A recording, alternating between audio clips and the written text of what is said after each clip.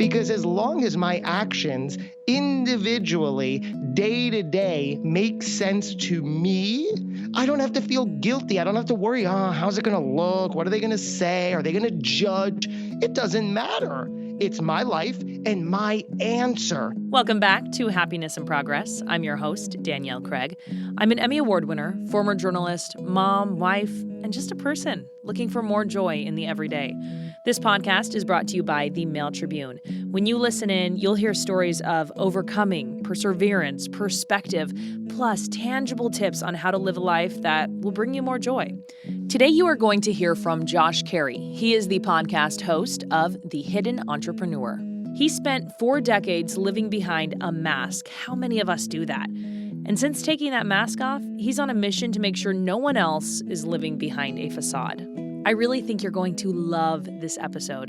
In this episode, we talk about improving your life, becoming self-aware of your emotions, dealing with setbacks and the anxious mind, and evolving into the person you're meant to be. And Josh is very specific about evolving, not changing. I love that. So let's get to it.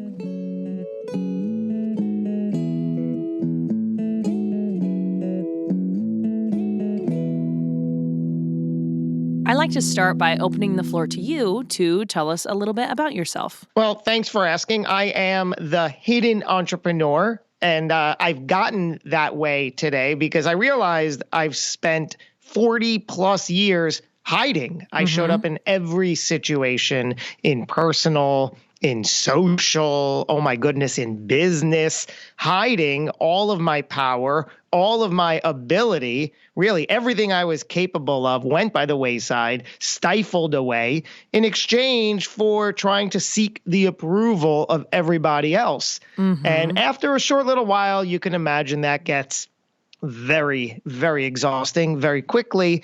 But I didn't know better. I knew that as a very young child, I convinced myself, I sold myself the false story, sold it as truth that, seems like nobody wants me around. I'm not capable. So gosh darn it, that's what I'm going to go out into the world and validate for myself, because that's what we do, right? Once we believe something, we need the external world to continue to validate and prove that to ourselves. And that's what I did consistently in every regard. And this is how we got to where I am today. And I'm sure so many people are raising their hands. Yes, they have put the mask on. So when you were doing this for 40 plus years, did you realize you were putting that mask on every day? Did you realize you weren't showing up as yourself? I did. I absolutely did. And that's what's so ironic about this whole thing, because that's what created all of the strife, the tension, the conflict inside. Because I would go home and behind closed doors, I would say, what am I doing? I know better. I'm better than this. I could do what they're doing.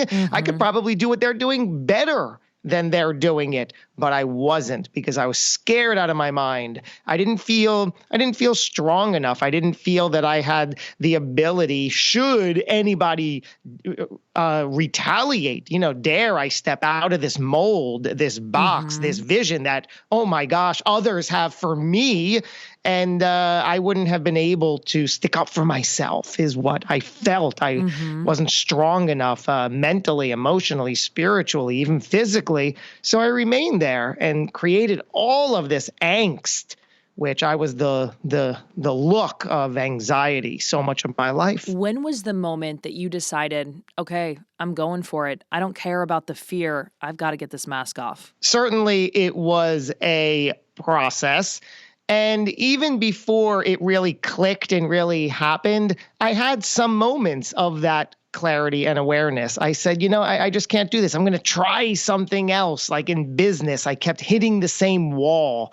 I was serving an industry, but there was still conflict and resistance there. And I wanted more. I felt like I could certainly achieve more, but I didn't know how to implement it. So I began focusing on myself and taking an interest in personal development, personal growth, self-awareness, and, just trying to put some things in place. And I would go back to the industry and say, hey, do you like this? And They just didn't. They weren't responding.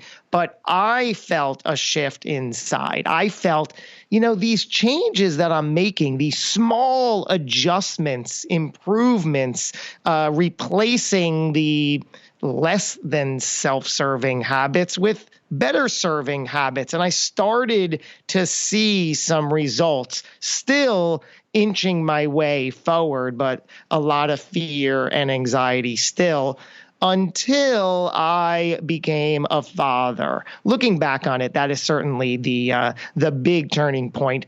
Today, I am the incredibly proud father of a 6-year-old daughter, a 4-year-old son who have become my everything because they, in their young lives, early on, I realized, oh, I see what's going on here. I'm the child in this relationship. I got it.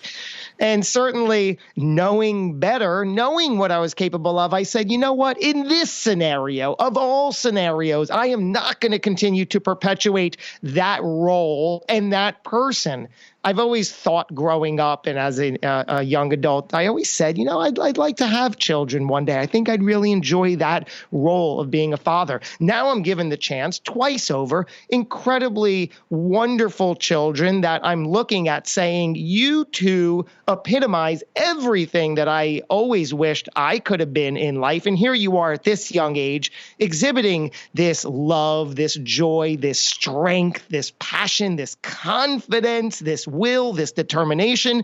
I'm going to get out of your way. Let me step out of the equation here.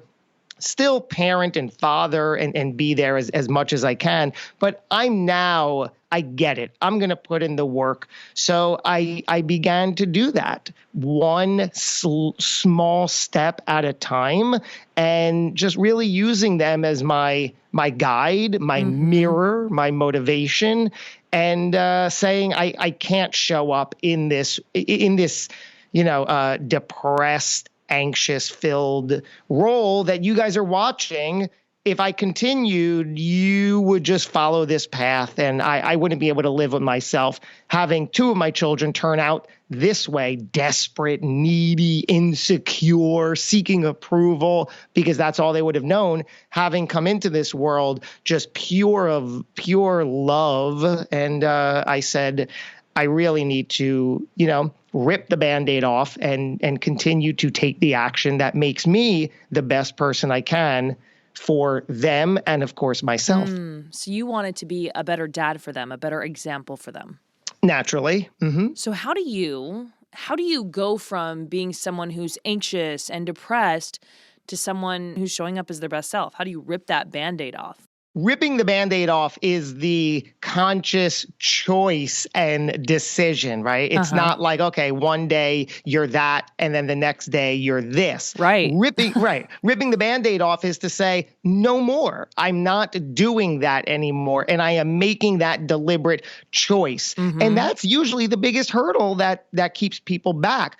Aside from that, what they'll do, what we'll do is we'll excuse everything. Oh, I can't for this reason. Oh, if only they weren't in my way. Maybe if this wasn't the situation. Obviously, those are just excuses. So when you are ready to rip that Band-Aid off and say no more, I'm going to approach this head on. That's really what you have to do. Again, I was the look of angst, the look of anxiety. All of these negative habits and patterns in my world showed up consistently and on a daily basis, and I would make excuses for them. So what I did was, again, rip the Band-Aid off and say, okay, I'm doing this. Now the work begins. I am ready. I am able. I am willing to put in the time, the effort, the energy to do this.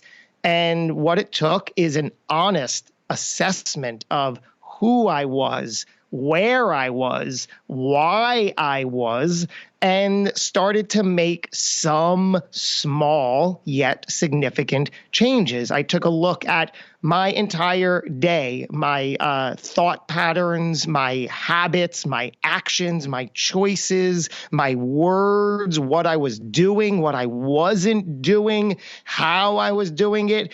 and, some obvious things come up. And I'm like, yeah, well, that's probably not the best for me to be doing every night and trying to justify that. My goodness, who's that helping? Let me work on that. And you just have this whole outline, this list of things that you are doing that aren't serving you. So when you are ready, you don't just have to rip up that list and say, okay, I'm going to replace all of these habits and patterns with better ones. Do one at a time. That's really the big trick. You do things slowly but surely until you get to a place where they compound on each other and you look back and you're no longer the person you were doing these dozen or two things that don't help you, small, medium, and large habits and patterns, and you start replacing them with better ones. Things as simple as get up a little earlier. I started reading about the people I wanted to be like and the people I wanted to follow and emulate.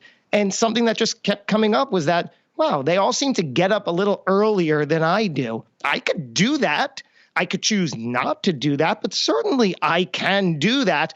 I will do that. So one little thing, and then you start getting up and I'm going to hydrate and I'm going to drink more water because it's healthy and it's giving me energy because I want to be clear-headed for the day. Just small, steady things make the improvements.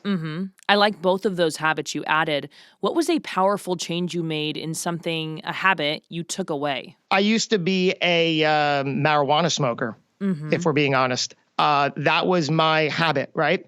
And I justified it every single night for years. But again, I would justify it. How? Because I would smoke only at night, right? That was it. So I was like, well, you know what? My work is done.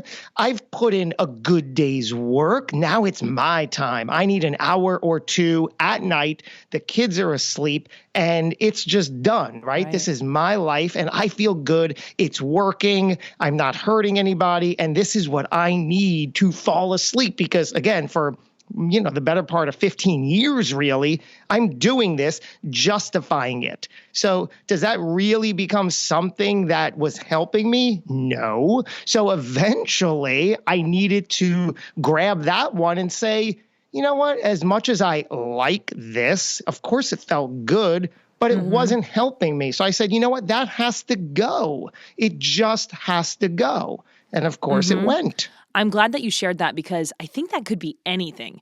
You get to the end of your night, you're going to spend it binging Netflix, scrolling through social media, having a couple glasses of wine.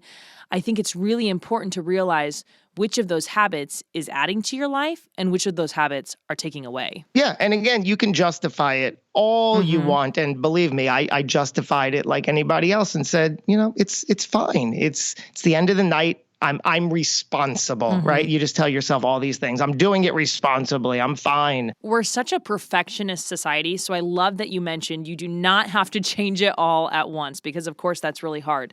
So when you were changing from this person you were to the person you wanted to be for your kids, did you have any setbacks? Well, sure. And I still have setbacks, right? But here's the amazing trick is that one of the things that I'm not proud of and I've not been proud of is my anger, right? I just was very angry personally, right? I didn't lash out, at people. That's the story, right? I would do everything against that. I just wanted to please everybody. But I was just very angry with myself and everything that created within me, all this internal struggle. And then with children, my goodness, early on in their lives, now you see how they can, if allowed, push these buttons.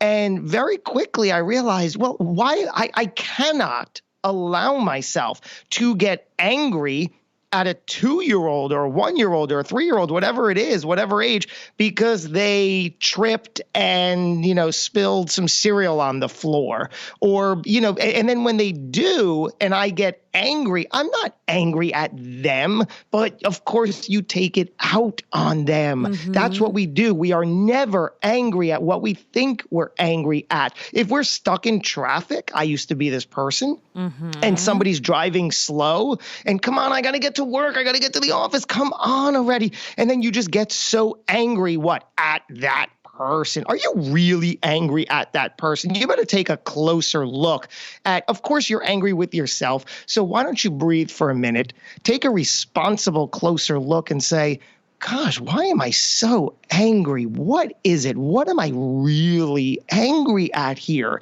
And we can get into it, but that's also part of the process that I teach. It's a 5-step process called noise, how to rid the noise in your head, NOISE. And it's all about becoming so self-aware of your emotions, because so often they are just habitually triggered in ourselves. We almost have no control because they've become a habit. They start to feel good. Even bad habits feel good because they're familiar, and we keep repeating it and revisiting it because that's all we know. So take a minute and see, why am I this way? Why do I feel so angry, depressed, frustrated, aggravated, lonely, confused, jealous, whatever it is? Behind closed doors for yourself, take a look. So to circle back to the original question, a setback is, I am much, much less angry today. But that doesn't mean that things don't trigger or sneak up when I'm least expecting it. Right. So when something arises in my life that I am less than proud of, what I'm able to do now is really evaluate it in a way where I don't spend the entire day beating myself up and perpetuating this guilt, this shame, and saying, oh, I'm not a good person. Why did I do that? I knew it. No, now I'm able to step back, look as the observer. Wow, what just happened there? Why did that happen? How did that happen? Oh, I see. Okay, I get it. I got it. I'm going to move on. I'm a great person. I love myself. I'm doing the work. Now the guilt or the shame subsides, and I'm able to go on with my day and not beat myself up over it. And that's the place you want to get to. I think sometimes it's just way easier to blame your anger on someone else. If you're sitting in traffic, it's way easier to be mad at the people around you for all of your life problems than have to look inside and deal with what's really going on. Blame is a killer, really. It's going to keep you exactly where you is. You see how I talk when I get like that? It's going to keep you where you is. It's going to keep you exactly where you are. And it's a shame. It means you're not quite ready, but you have to observe. You have to acknowledge that you are blaming. And if you're really ready to move forward and get over things and move through things, it's never about blame. It's never about others. It's taking full ownership and full responsibility to what's in your world. You cannot blame others. It is literally the killer. I want to get to noise, but first I want to ask you, as you were working on improving yourself, was there one thing, maybe one phrase or power statement that you were clinging to keep yourself on the straight and narrow as you were trying to improve? Yes, and it's actually become the question that I help my clients answer, and I call it the ultimate question. And this is what I would focus on and ask myself each and every night through meditation, which has become, oh my God, a lifesaver for me. I've heard about meditation my whole life. It just never resonated. You know how that is. Same story. Until you're really... Yes, same story. Yeah. Until you're really ready to acknowledge something, you hear it and you're like, yeah, no, thank you. Yeah, that's I gotta not for go. me. Yeah. I'm going to go now.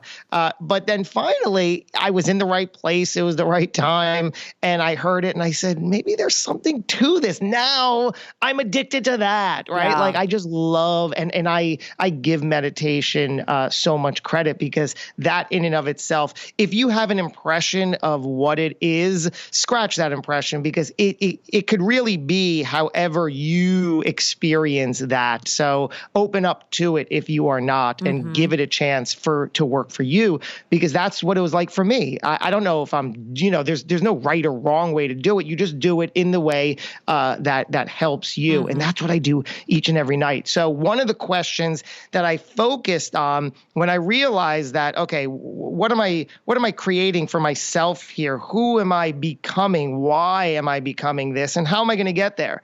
The ultimate question is, how would you like to be remembered? And this question became so powerful for me because I realized that once I could really deeply answer that question for myself, everything else I do doesn't matter on an individual basis, meaning I can go about my day confidently, not caring, as we all do, as I've done, not caring what other people think or what they're going to say, or am I pleasing them? Because as long as every single thing I do in this life of mine, as long as it is aligned perfectly with the answer to my ultimate question, how would you like to be remembered?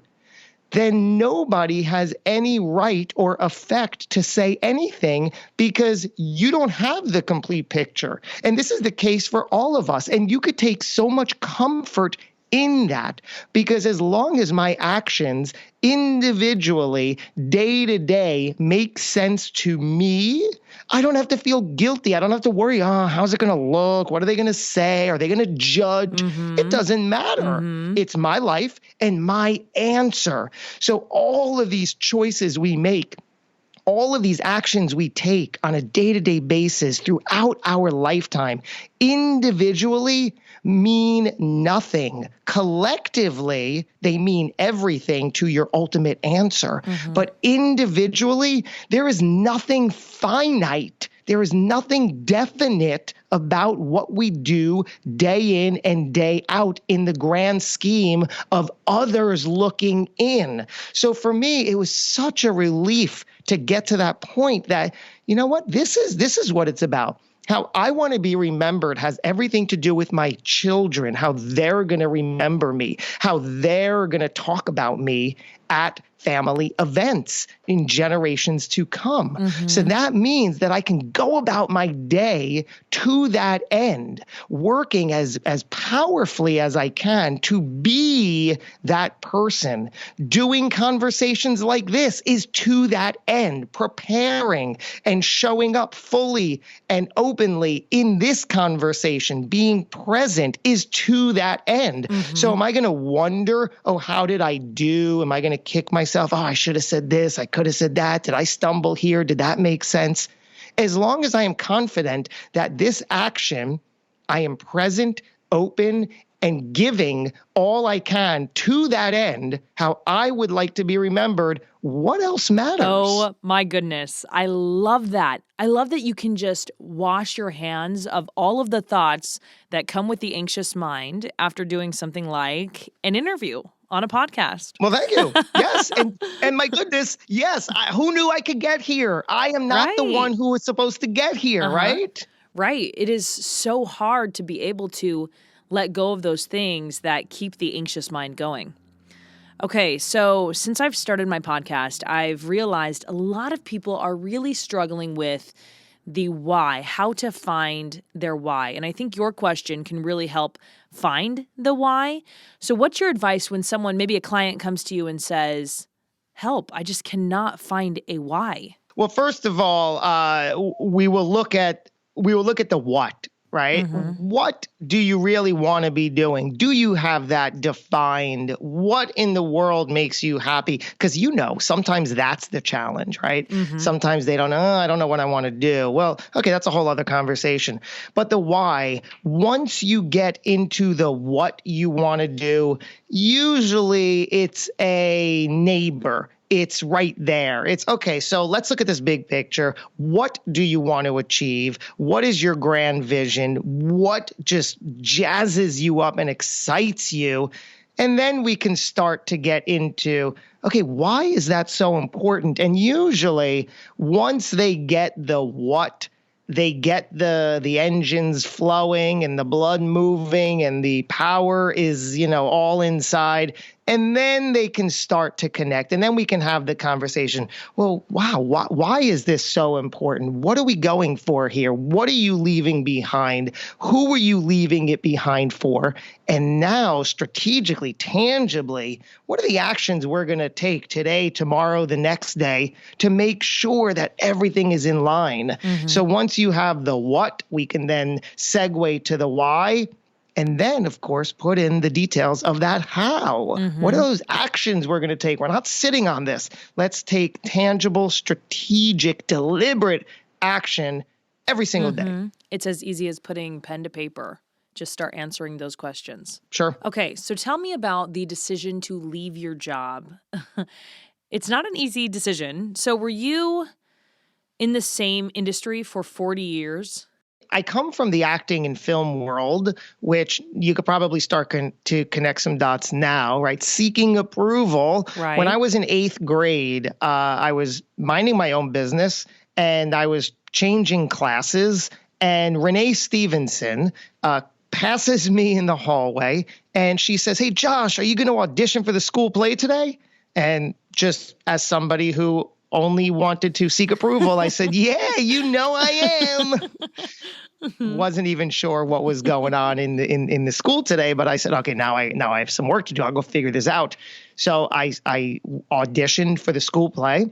It was a drug awareness play, and wouldn't you know, as fate would have it, I got cast as the comic relief. And as you may know, the comic relief is the character in a play or a movie that is responsible for relieving the built-up tension through laughter. And I guess the director saw something in me that I could probably jump around on stage like a bumbling fool and have people laugh at me. I now get it. They weren't laughing with, they were laughing directly at me. But in 8th grade, from where I came from, I didn't care of the difference. I loved what was happening. I was doing something and I was positively affecting these people, these hundreds of schoolmates of mine, and they were cracking up at what I was doing on stage. So there you go. I said, I'm doing this for the rest of my life. And I went home and I said, "Mom, I'm going to become an actor." And I don't know if she was listening or cared or probably a combination, but I pursued that. I wasn't a student in school. I was C's and D's at best. And I focused on pursuing that drug, right? Yeah. That, hey, like me, show me this approval from the outside looking in. Yeah. And got through high school, went to Montclair State, pursued a BFA acting program. I went my freshman year, gave it my all. And that's the kind of program where you have to re-audition for your spot every year. Wow. So we had our performances for the dean. It was now my turn to meet with her to learn my fate. And as the story goes, I walk in and I see a tissue box on her desk, and I'm walking in and now it's like a movie. It's like slow motion focused on me staring at this isolated tissue box thinking, why in the world is there a tissue box on her desk? So I quickly found out why that tissue box was there. She told me I'm not to return and I didn't quite make the cut. And then the tears went down my face. And she said, "You see, you could use this very experience as life experience to grow." Wow. And I didn't really understand it at that point.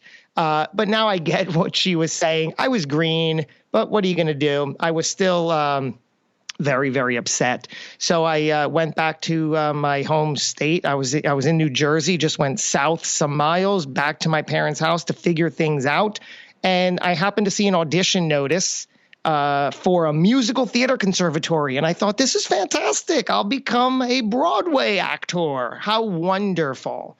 So I audition, get in as an actor, singer, and dancer.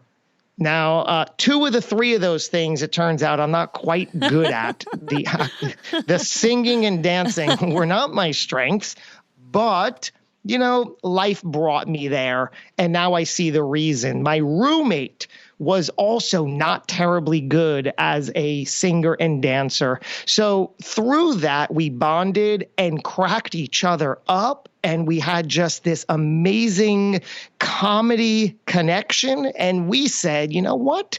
We see the world a little differently. We should do something with this. So we took that on the road, so to speak, and we spent 7 years together as a comedy team, writing, performing, doing stage, doing films, doing tours, going out to LA. Really a really cool thing. Mm-hmm. 7 years later, we had a breakup.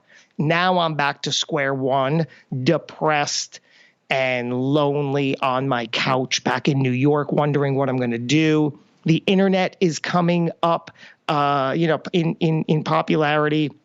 I teach myself web design and just to stay busy and to sort of build community. That's really what I desperately wanted, right? I wanted community. I wanted connection. And I saw this modem dial-up as the portal for that. I said, I think there are people out here.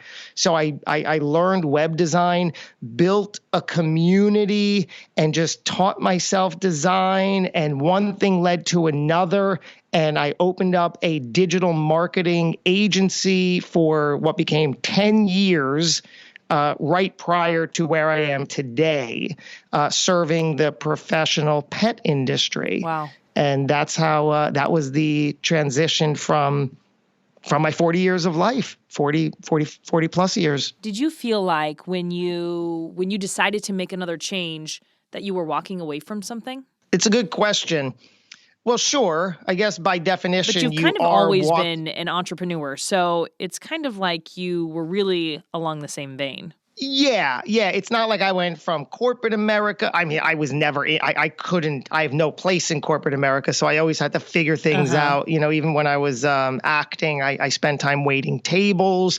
So I was always, making ends meet some way resourcefully. Did I feel like I was walking away from something?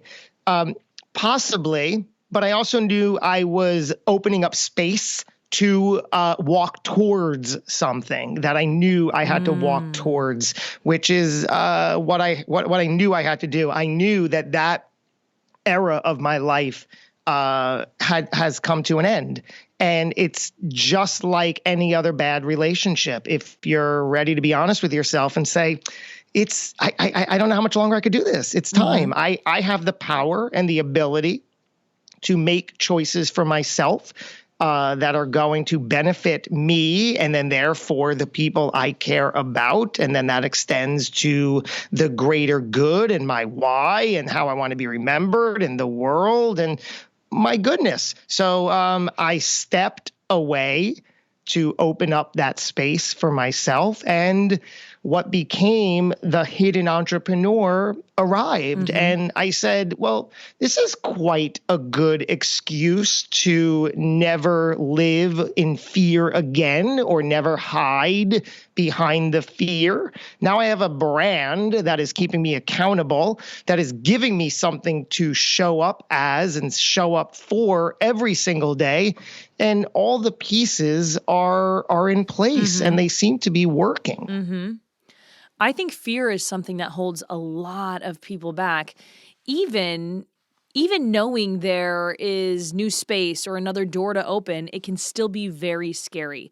So what would be your advice to move through that and take the chance? It is completely scary. It's very scary. It will always be scary. No matter what level you're at, whether you're making 50,000, 100,000 1 million, 10 million, 100 million. There's always the unknown of that next level. And there's always this unknown fear that's like, how am I going to do this? So you have to build the muscle that allows you to slowly but surely take these steps that we've spoken about. Start with yourself, right? Get control over yourself and your habits and your patterns that allow you to say, you know what? I can get up earlier. I can drink more water. I can exercise 20 minutes a day. I can cut out soda from my diet. I mean, there are 100 things, one choice at a time that you can do. Will you? That's the question. So once you start to make these small little wins, they literally build on themselves and you become this version of the person that you've always been. You start stripping away these layers that are just getting in the way and things do become easier. That's not to say that things aren't going to scare you out of your mind, but that's okay. So one of the first things that worked for me was really getting comfortable with the idea that if I make a move out of this industry, if I dare step into a world that I know I belong and I feel driven to, is anybody going to retaliate, right? This is what I said earlier. I felt that if I made a move, the people in my life who have always helped me perpetuate this label I put on for myself, are they gonna retaliate? Are they gonna get angry and upset and try to smite me down? And if they do, am I capable of handling whatever effect that has on me? So I said, well, I got to make the move. So what's going to help me here? I got to gain a little bit of confidence around me that, you know what, if I make a step, there's going to be a powerful person aside from me that I could sort of lean on and turn to and say, hey, can you help me through this? So aligning yourself with, you've heard this, the right people is so, so important. Yeah, you might be in a relationship that you can't quite change right now, or you might have family or friends that are not ideal right now, but that's no excuse, right? So what I did was I found an online community that was directly in line with where I wanted to go, who I wanted to be, what I wanted to explore. And it was just this personal growth and spiritual path that I wanted to be on. And going into that group allowed me to sort of explore these parts of me very comfortably and confidently, and it worked. And then you start meeting people and showing up as your truer self, and you start attracting people who admire that and are like, wow, you're awesome. Look at this. And you're like, I am? Oh my goodness. Yes, I might be. And it's just one step at a time, aligning yourself with your vision of what you want and how you want to be remembered, and taking action that aligns with all this slowly but surely, one small step at a time, and it works. And wouldn't you know, all of the people that I thought would retaliate when I dare step up into this person that I've always been, just stripping off these layers and saying, you know what, this label isn't for me anymore. I know I'm capable of much more, and I'm going to go explore that. I'm going to go experience that. So thanks for your time. Thanks for your energy. Thanks for helping me see these lessons I needed to. I didn't waste time. I got it right. The timing is in the timing, and now is the time for me to do this. And none of those people retaliate. I don't see them anymore. I am now surrounded. This is the way I see it. I'm surrounded by incredibly powerful people like you that help me perpetuate this new story, this new belief, this new experience for my own life. I love that. My story is so similar in that when I was leaving the job or the industry I had for about 15 years, I was worried there would be people who retaliated against me. But not only are they not in my life, I just don't care that much about whether they're talking about me or what they think about me because they're not in my inner circle. They're not the people I worry about what their opinion of me is. Correct. And that takes time and it takes work. And yes, it takes strength and it takes effort, but it's possible. I never thought it would have been possible for me. I keep going back to it. I was the look of angst and anxiety and depression and anger and frustration and insecurity and neediness. No more. One small step at a time. And especially if someone is like, I used to be, or you used to be, looking for approval of other people. But it's possible. You can get to the other side. You can get there. Okay, I really want to get to noise. Tell me about noise. Part of the process, I looked back when I said, okay, how did I get from there to here? And one of the things was that I was able to become so self-aware, which is very important, of the emotions that I was feeling that, again, are often habitual in nature. We don't even give them a thought when they come up in our existence. They just come up and out. And then there it is. And we really feel good because it's a habit and it's what our body tends to gravitate towards. It's the comfortable. It doesn't feel good, but it's the known, right? We know what to expect. So we still go back to those non-serving, often ugly emotions. So I developed this 5-step process called noise, which is, get rid of that noise in your head, all of those stories that you're telling yourself and those beliefs that aren't serving you. So it's about determining your emotions, and that's what all this connects to. So the NOISE, I'll briefly explain what each one means. The N is you want to name the emotion. Start to get so familiar with what is happening here. What is the predominant emotion that day in and day out is in your life? Name it. Is it anger, frustration, despair, loneliness, jealousy, any negative emotion? What is it? Put the name to it. Then the O is often one of the most difficult ones for my clients to really embrace. And it is, you need to own that emotion. Like we said earlier, it's yours and yours alone. There's no blame. Never blame. It's your emotion, which is great. This means you have the power to change it. So once you own it, it's yours, and now we can move on. Now the I, you want to identify with it. You want to make a declaration to your higher power, whatever you believe in. I am angry. I am lonely. I am jealous. Imagine all this. So now you identify with it so you can begin to rid yourself of it. So once you do that, you're now ready to sit with it. Now, this doesn't have to be a long, drawn-out process. We don't have to go back to your childhood if that's not what it's about. The reason you're sitting with it for a few hours, a few days, is just to really become so aware of what causes this emotion in your life. Is it around a certain person? Is it around a certain topic? A certain time of day, a certain place, a certain thing? What causes the emotion? Sit with it until you can really start to see what that is.